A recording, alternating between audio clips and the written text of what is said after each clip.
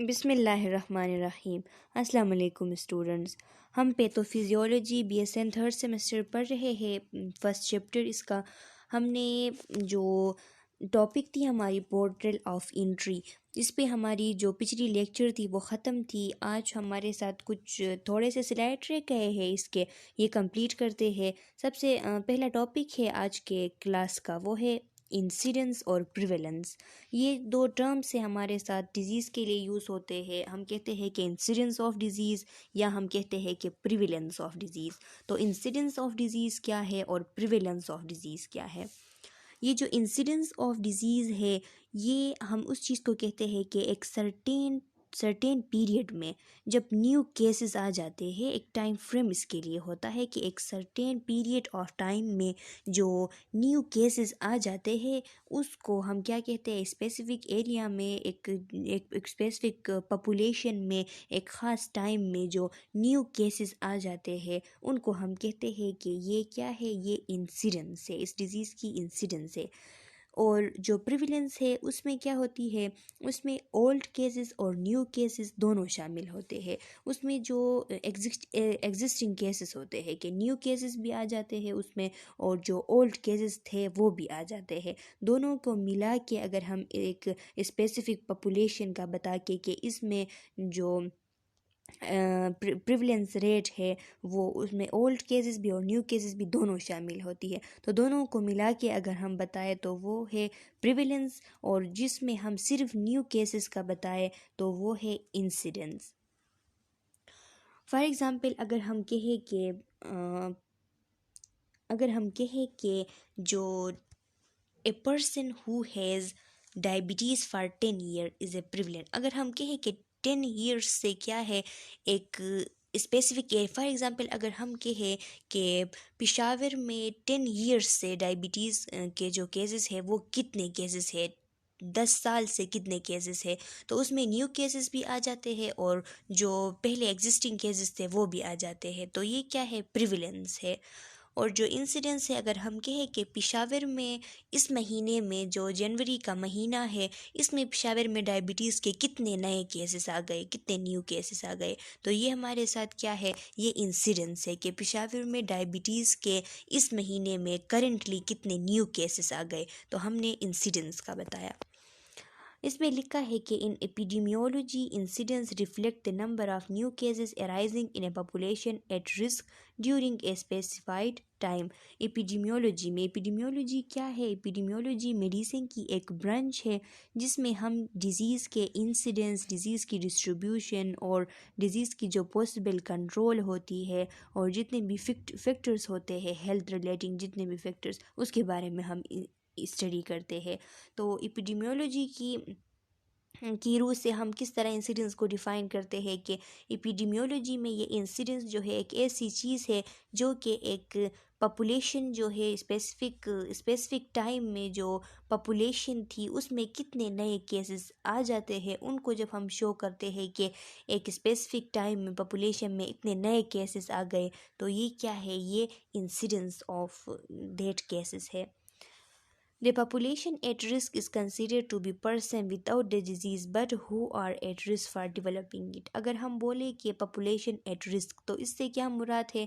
इससे मुराद, इसका मतलब ये है कि वो पॉपुलेशन के उसमें डिजीज़ नहीं है लेकिन वो रिस्क में है कि उनको ये डिज़ीज़ डेवलप हो, वो अभी उनको चांसेस है कि ये डिज़ीज़ लगे, तो ऐसे पॉपुलेशन को हम क्या कहते हैं, पॉपुलेशन एट रिस्क कहते हैं।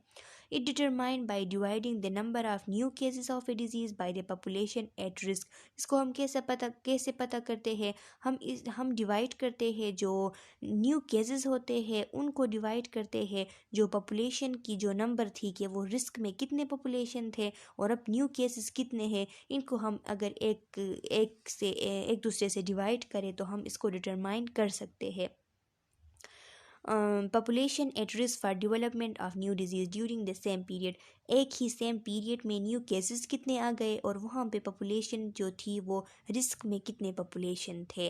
फॉर एग्ज़ाम्पल न्यू केसेस पर 1000 and new case are 10,000 person in population who are at risk। अगर हम डिवाइड करें कि जितने भी पॉपुलेशन में जो पीपल थे वो फॉर एग्ज़ाम्पल अगर हमारे साथ 10,000 पीपल रिस्क में थे तो उनमें से 1,000 को क्या हुआ, 1,000 पर केस आ गई, 1,000 को न्यू केसेस आ गए, तो हम जान पाएंगे कि जो रिस्क में जो पीपल थे उनमें से इतनों को अभी लगा है तो कितनों को आगे लगने वाला है, कितने केसेस न्यू केसेस जो है वो आगे फ्यूचर में आने वाले हैं।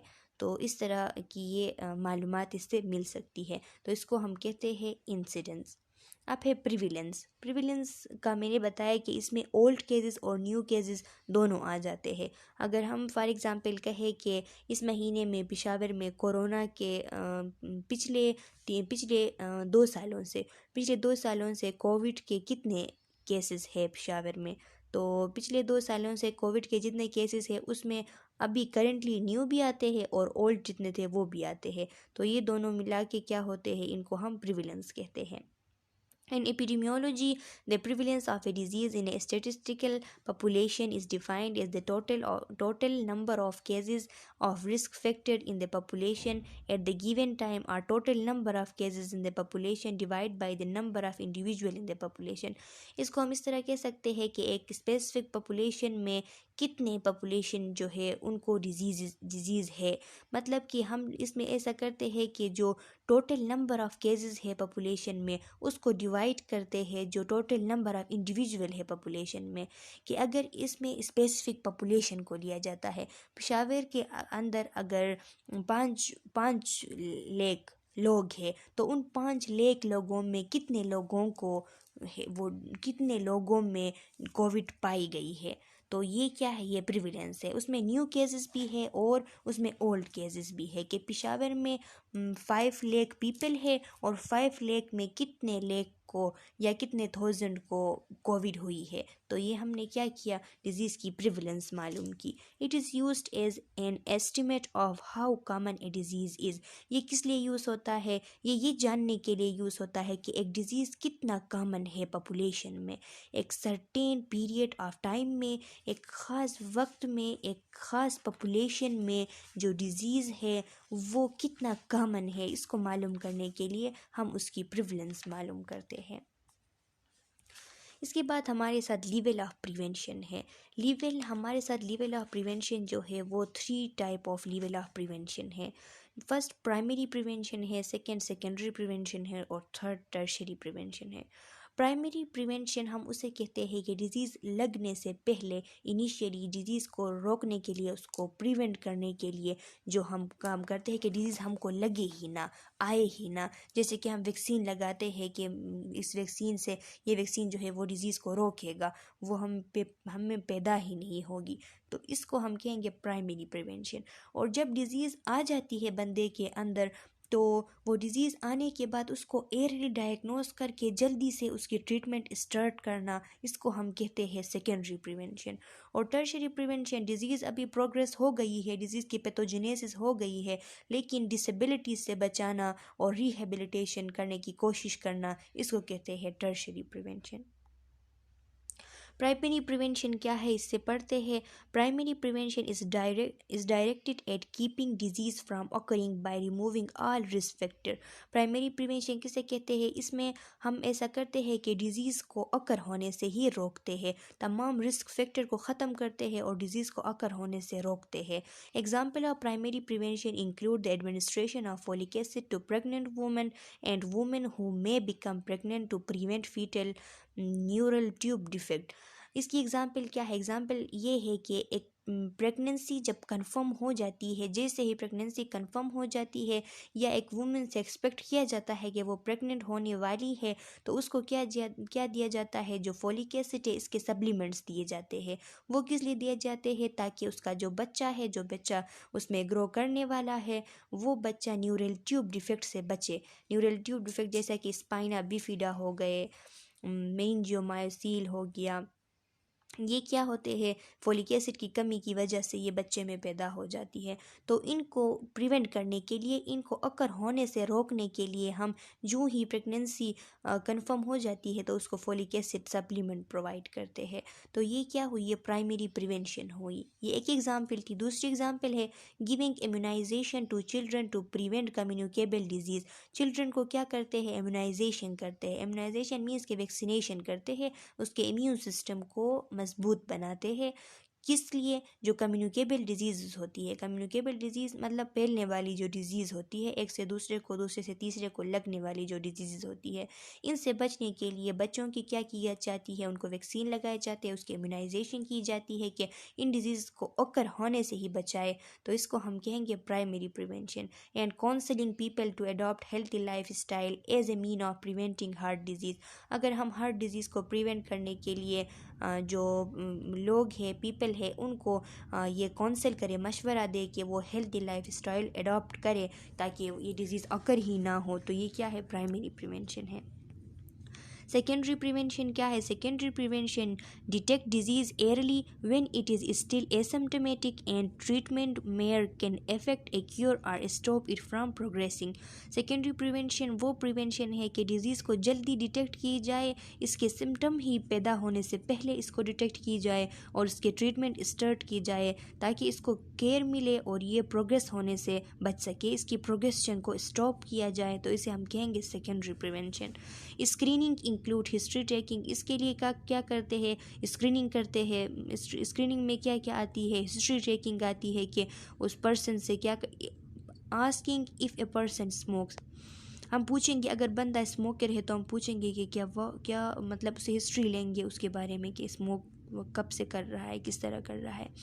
फिज़िकल एग्जामिनेशन उसकी लेंगे, blood examination, for example blood pressure की मेजरमेंट करेंगे, लेबॉरेटरी टेस्ट करेंगे, उसके कोलेस्ट्रॉल लेवल को डिटरमाइन करेंगे और दूसरे प्रोसीजर्स कोलोनोस्कोपी वगैरह, ये सब that can be reasonably repeatedly to asymptomatic people. ये किसको किए जाते हैं, ये ख़ास तौर पर उन पीपल के साथ, ये वगैरह जितने भी हमने टेस्ट पढ़े किए जाते हैं जो कि एसिम्प्टोमेटिक होते हैं, जिनके सिम्टम्स शो नहीं होते।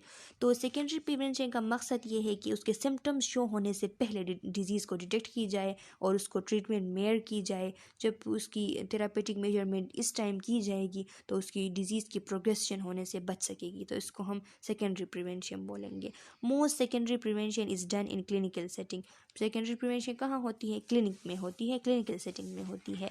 All type of health care professional, for example physician, nurses, dentist, cardiologist, जितने भी हेल्थ केयर प्रोफेशनल्स है, फॉर एग्जांपल फिजिशियंस है, नर्सेस है, डेंटिस्ट है, आर्डियोलॉजिस्ट है। आर्डियोलॉजिस्ट कौन से हेल्थ केयर प्रोफेशनल्स होती है, ये वो तमाम हेल्थ केयर प्रोफेशनल्स होती है जो कि आइडेंटिफाई करते हैं, एसेस करते हैं और मैनेज करते हैं जितने भी हियरिंग डिसऑर्डर होते हैं और जो हियरिंग डिसऑर्डर और बैलेंस और न्यूरल सिस्टम होता है, बैलेंस और हियरिंग डिसऑर्डर वगैरह, हियरिंग से रिलेटेड, इन चीज़ों को वो आइडेंटिफाई करते हैं, इनको एसेस करते हैं, इनको मैनेज करते हैं। जो लोग ये काम करते हैं, जो मेडिकल प्रोफेशनल, उनको हम आर्डियोलॉजिस्ट कहते हैं। और ऑप्टोमेट्रिस्ट किसे कहते हैं, ये वो हेल्थ केयर प्रोफेशनल होते हैं जो कि विजन प्रॉब्लम को केयर प्रोवाइड करते हैं और ये जो साइटिंग की टेस्टिंग होती है वो करते हैं, डायग्नोसिस और ट्रीटमेंट और मैनेजमेंट करते हैं इसकी, इनको हम ऑप्टोमेट्रिस्ट कहते हैं। और इसमें बता रहा है कि जितने भी मेडिकल प्रोफेशनल्स हैं, जैसा कि फिजिशियन हो गया, नर्सिस, डेंटिस्ट, आर्डियोलॉजिस्ट, ऑप्टोमेट्रिस्ट, सब सेकेंडरी प्रिवेंशन में पार्टिसिपेट करते हैं। टर्शियरी प्रिवेंशन क्या है, tertiary prevention is directed eight clinical intervention. Tertiary prevention कब की जाती है, जो क्लिनिकल इंटरवेंशन में की जाती है, जो एक्शन होते हैं उनके ज़रिए की जाती है। दैट प्रिवेंट फर्दर डिटोरिएशन, जो कि फ़र्दर उस चीज़ को ख़राब होने से रोक देती है, ख़राब होने से रोकने की कोशिश करती है। Or reduce to complication of disease, जो डिज़ीज़ की कम्प्लिकेशन होती है, उसकी ख़राबी होती है, उससे रोकती है। Once it has been diagnose होने के बाद, उसके साइन सिम्टम्स निकलने के बाद उसके कम्प्लिकेशन को रोकने की जो कोशिश की जाती है, इनको हम टर्शरी प्रिवेंशन कहते हैं। In person with diabetes for example, tertiary prevention require more than good glucose control. It include provision for regular ophthalmologic examination for the early detection of retinopathy, education for good foot care, and treatment for other cardiovascular risk factors such as hyperlipidemia.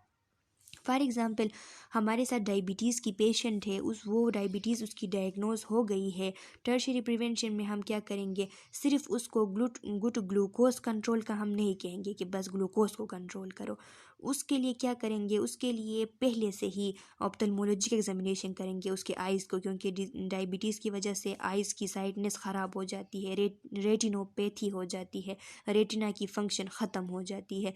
तो इससे बचने, इसको retinopathy से बचाने की कोशिश करेंगे। उसको गुड फुट केयर के बारे में एजुकेशन देंगे, क्योंकि एथलीट फुट ये डायबिटीज़ की वजह से हो जाती है। फुट के बहुत सारे प्रॉब्लम्स हो जाते हैं, फिर उनको इम्पुटेशन करना पड़ता है। तो उस चीज़ों से इसको बचाने की कोशिश करेंगे। और जितने भी कार्डियोवास्कुलर रिस्क फैक्टर है, उससे भी इसको बचाने की कोशिश करेंगे। जैसे कि हाइपरलिपिडीमिया है, ब्लड में जब लिपिड की कंसंट्रेशन हाई हो जाती है फैट की, तो इसे हम हाइपरलिपिडीमिया कहते हैं। इनसे इसको बचाने की कोशिश करेंगे कि डायबिटीज़ तो ख़ुद इसको है, डायबिटीज़ तो है, वो अभी वो नहीं किया जा सकता, उस पर कुछ नहीं हो रहा। सेकेंडरी में उसको रोका जा सकता था, अभी टर्शरी में नहीं रुक रहा। तो इसको इन चीज़ों से फर्दर इसकी कम्प्लिकेशन से, डायबिटीज़ की जो जितने भी कम्प्लिकेशन है, इससे इसको बचाने की कोशिश करते हैं टर्शरी प्रिवेंशन में। Tertiary prevention measures also include measures to limit physical impairment and the social consequences of illness. Tertiary prevention में क्या होता है, उसमें वो मेजर भी किए जाते हैं कि इसको फिजिकली इम्पेयरमेंट से बचाया जा सके, और जो सोशली इसके जो नताइज होते हैं, इससे इनको क्या किया जाए, पेशेंट को बचाया जाए, इसको डिसेबल होने से बचाया जाए। इनको हम टर्शरी प्रिवेंशन कहते हैं। अच्छा स्टूडेंट्स, ये हमारी फर्स्ट चैप्टर थी पैथोफिजियोलॉजी की, ये कंप्लीट हो गई। आप लोगों का अगर कोई क्वेश्चन है तो आप कमेंट सेक्शन में अपना क्वेश्चन डाल लें। मैं जब सेकंड चैप्टर स्टार्ट करूँगी तो उस वीडियो में मैं आप लोगों के क्वेश्चन का आंसर करूँगी इंशाल्लाह। अच्छा ठीक है, अल्लाह हाफिज़। आप इनको अच्छे से पढ़ें, अगर कोई प्रॉब्लम हो तो कमेंट सेक्शन में बता दीजिए।